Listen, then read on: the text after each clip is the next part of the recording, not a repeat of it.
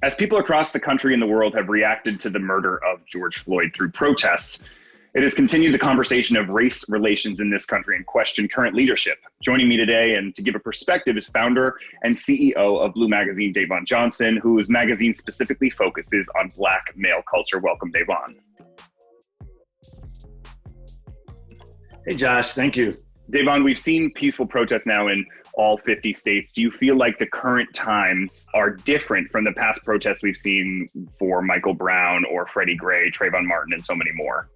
Yeah, I think these times are much different. I think you see a universal, and not just like universal, like people of color or Black people, like the entire, continent, the entire world is like has their eyes on this moment. People are mobilized all over. Before, it never was that all 50 states would have protests at the same time. It'd be this rolling effect where like there's a point where like every state, some city, multiple cities had protests happening at the same time. And they're also multi-generational and multiracial. I think we can hide behind Black Lives Matter as being like maybe it's a Black movement per se or a Black people's movement. I think this moment has become a real global issue in addressing the systemic racism in this country.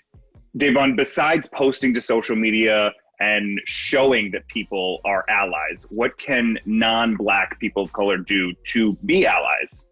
I think one of the big things right now in this moment, it's listen to Black people. Whether you agree, don't agree, we need to be heard. I think part of this thing is that there's been whispers in the sense of what's been happening to Black people. And I think this time we're much louder. So this is a moment to let Black people have the spotlight and let our voices be heard. And if you can amplify a voice that resonates with you, or a friend of yours that's going through something, or an organization that's mobilizing to make effective change, then you do that. Why does all lives matter not make sense? So all lives matter doesn't make sense because if all lives mattered, then we would never have had a reason to have the Black Lives Matter movement. So it's a great insult to people that are supporting the Black Lives Movement for people to say all lives matter. Like, no shit, they all do matter, but somehow in that all, we were left out, and we've been left out in this country for 400 years. So until we're put back into the all lives, we need to address that Black Lives Matter. Let me ask the question, when people say, I don't see color, I'm not racist, what does that mean? Or how does that feel? So I don't see color is, again, bullshit, because you do see color. Like, I'm Black and you're white, and that's the real thing. And to erase that is more insulting than to acknowledge it. What I want people to do is acknowledge color and know that it's a real thing that exists in society and that we're not all the same, but we shouldn't all be treated so differently. Why do white people get so upset when you say, well, you have white privilege? Because it took me a while to also recognize that too, well, I didn't have white privilege. I grew up, middle class. I grew up chubby and overweight, but I didn't have white privilege. What is that?